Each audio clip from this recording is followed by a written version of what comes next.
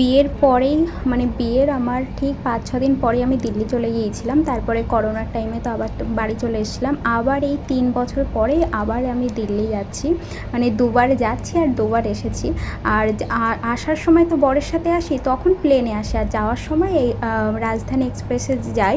আর এই ট্রেনগুলো তো খুব কম থামে, তো ওই কারণে কোনো অসুবিধা হয় না। আর আমি কিন্তু এই একাই মানে দুবার গিয়েছি এই ট্রেনে, আমি একাই কিন্তু গেছি।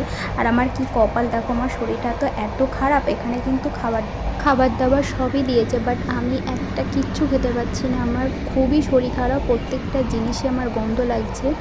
আর মানে যখন এসে মানে আসছিলাম বাড়ি থেকে, তখন তো আমার শরীরটা বড্ড খারাপ ছিল। আমি কিন্তু বাড়ি থেকে শুধু ফ্রুট নিয়ে এসেছি, ফল ছাড়া আমি কিচ্ছু খেতে পারছি না, কিচ্ছু না। মানে কোনো কিছুর গন্ধ টন্ধ কিচ্ছু নিতে পারছি না, এতটাই শরীর খারাপ।